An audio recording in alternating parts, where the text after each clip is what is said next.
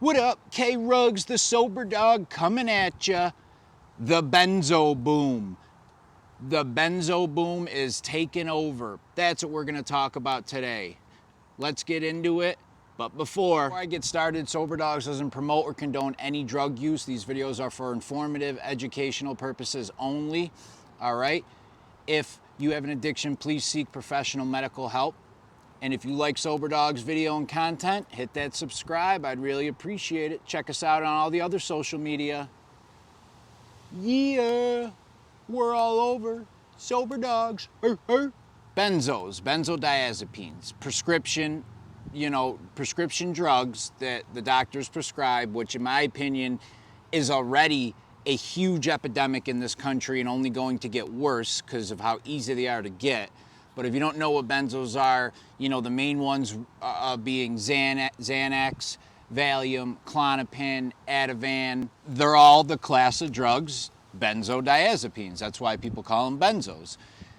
So it's a huge thing within the drug community to, first of all, just to take benzos as is, as a high, but also to take benzos with other stuff.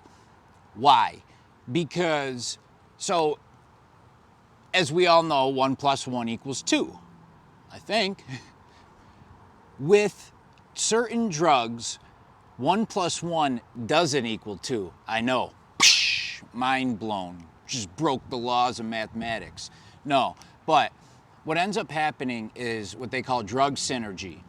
So, if you normally can drink, let's say, 6 beers, and on your 8th or 9th you start really getting loopy, and then on your 11th and 12th you're like really falling all over the place.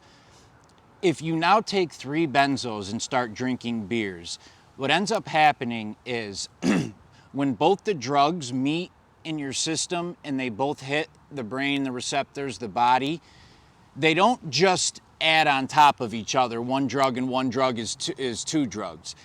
They actually affect the other one in a way to where they make each other one more powerful. So 1 + 1 can equal 3 or 4.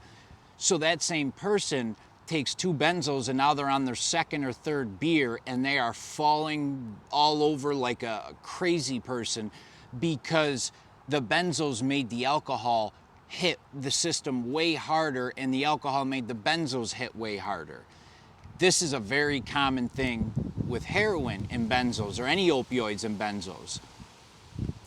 A huge part of the heroin opioid community, opioid users, they always take benzos before they get high because it increases the high.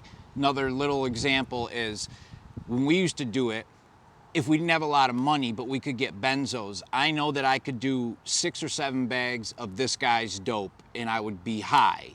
3 would get me feeling normal. But if I could buy 2 benzos and then do the 3 bags of dope, I would be really high. The benzos in the heroin or the opioids hit in your brain and they compound each other. They increase to the 1 + 1 = 3, drug synergy. That's why people love to take benzos with other stuff because it increases it. That also is the reason why it is unbelievably dangerous. I don't know the exact number off the top of my head because it's very hard to get because a lot of people don't release this information from personal autopsies, but according to the sheriff of the town where I live, the number of people who die from just heroin or just one opioid in an overdose is very low. He said almost always it is benzos or alcohol or another substance in their system with them as well. And he said lately it has been a common trend of increasing benzos. So that same example, I'm a heroin addict and I could always do about 8 or 9 bags a day. And that's my number. I know I could do that. All of a sudden, I take a couple benzos and I go by my normal routine. I could do 8 today. That's what I usually do. All of a sudden, on my 3rd one, I'm on the ground overdosed because the benzos increased it and made it that much worse. So people love to take the benzos with everything. Also because they're so easy to get. People go to a doctor and say they have anxiety. They walk out with benzos. I can't tell you how many kids' parents we used to take benzos from because they're getting them for anxiety. How many people take benzos on a daily basis across this country just to you deal with social anxiety and regular anxiety? And some need it, and a lot don't. We all have anxiety, you know, so I don't know. I think it's extremely overprescribed, just like Adderall. Yeah, of course, there's some people that genuinely need it and it helps a lot. But I think there's a lot who use it as a crutch. I know I did. But benzos combined with other stuff is a huge problem. Benzos and alcohol, a lot of people like that. They take a couple, and here's the big problem with that is the blackout. People take benzos with alcohol, and on the outside, they look normal. And you're like, oh, they've only had 2 drinks. And on the inside, they might be acting somewhat normal. Then they wake up the next day and they don't remember anything. That's the benzo blackout. People, you could take benzos with dope, you could take it with alcohol, or you could just take a bunch of them. And it has this way of erasing the memory. There's actually a drink people used to make, and they still do, where they'd mix benzos and alcohol and call it the mind eraser, because you will go an entire night and not remember a single thing the next day, even if you didn't drink that much, or even if you know, whatever. So they call it the mind eraser. People just take it and don't remember anything. That's a huge problem. What are you doing? Maybe you're getting in it because you don't feel that messed up in the moment.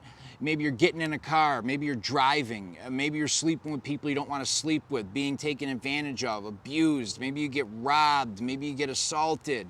So dangerous. Taking benzos with these things can be very dangerous. So that's just, you know, my little spiel on the benzo mix and how people love to add benzos onto everything, and it's very dangerous. And then a lot of people I know in recovery have anxiety. Of course, you know, we're going to have anxiety. You just spent the last 5 years masking every emotion with drugs and alcohol. Now we got to deal with emotions. It's going to cause anxiety. But they get prescribed benzos to deal with that. I think that's very unhealthy because we have to learn how to deal with those emotions. That was why we started drinking and using in the first place, to hide the emotions and mask them. Now the benzos are just doing that again.